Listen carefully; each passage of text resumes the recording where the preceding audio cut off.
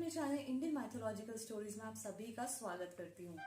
आज मैं आपको विष्णु पुराण के दूसरे भाग का तीसरा अध्याय सुनाने जा रही हूँ। इस अध्याय में भारत आदि 9 खंडों का विभाग का वर्णन दिया गया है। श्री पराशर जी बोले, हे मैत्रेय, जो समुद्र के उत्तर तथा हिमालय के दक्षिण में स्थित है, वह देश भारतवर्ष कहलाता है। उसमें भरत की संतान बसी हुई है। हे महामुने, इसका विस्तार 9000 योजन है।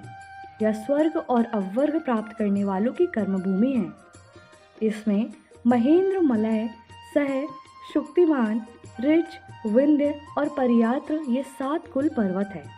हे मुने, इसी देश में मनुष्य शुभ कर्मों के द्वारा स्वर्ग अथवा मोक्ष प्राप्त कर सकते हैं और यहाँ से पाप कर्मों में प्रवृत्त होने पर वे नरक अथवा तिर्यक योनि में पड़ते हैं। यहीं से कर्म अनुसार स्वर्ग, मोक्ष, अंतरिक्ष अथवा पाताल आदि लोकों को प्राप्त किया जा सकता है। पृथ्वी में यहाँ के सिवा और कहीं भी मनुष्य के लिए कर्म की विधि नहीं है। इस भारतवर्ष के 9 भाग हैं। उनके नाम इस प्रकार हैं: इंद्रद्वीप, कसेरू, ताम्रपर्ण, गवस्तीमान, नागद्वीप, सौम्य, गंधर्व और वारुण तथा यह समुद्र से घिरा हुआ द्वीप उनमें 9वां है। यह द्वीप उत्तर से दक्षिण तक सहस्त्र योजन है। इसके पूर्व भाग में किरात लोग और पश्चिमी में यमन बसे हुए हैं।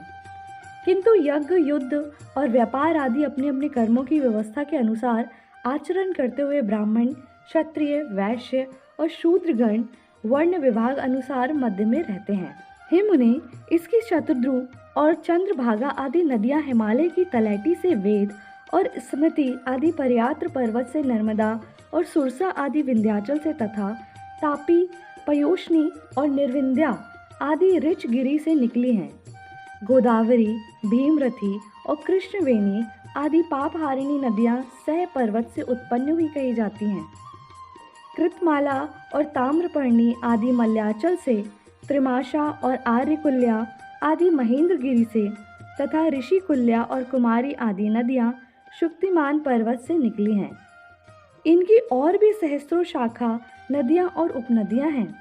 इन नदियों के तट पर कुरु, पांचाल और मध्य देश आदि के रहने वाले, पूर्व देश और कामरूप के निवासी, पुंड्र, कलिंग, मगध और दाक्षिणात्य लोग, अपरांत देशवासी और सौराष्ट्र गण तथा शूर, आबीर और अबुर्दगण, कारुष, मालव और पर्यात्र निवासी सौबीर, सैंधव, हूण, साल्व और कौशल देशवासी तथा माद्र, आराम, अम्वष्ण और पारसीगण रहते हैं।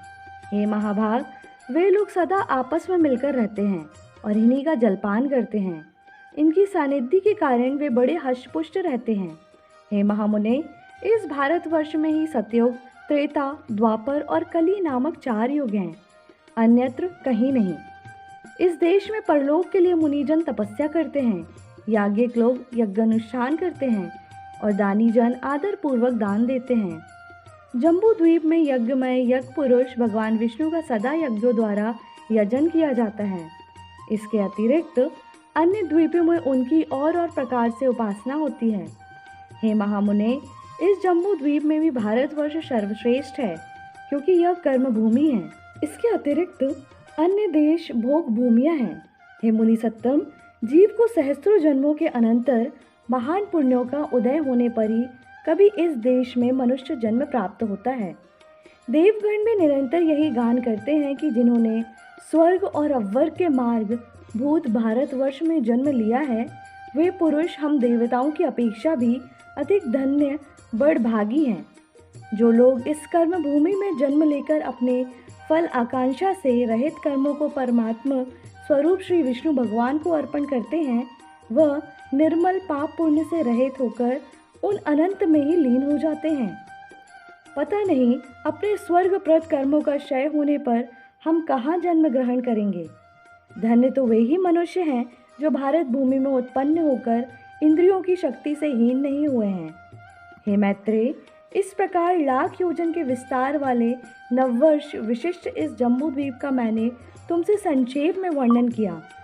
हे मैत्रेय, इस जम्बू द्वीप को बाहर चारों ओर से लाख योजन विस्तार वाले वलयाकार खारे पानी के समुद्र ने घेरा हुआ है। इसी से यह अध्याय समाप्त होता है बोले श्री हरि विष्णु भगवान की जय।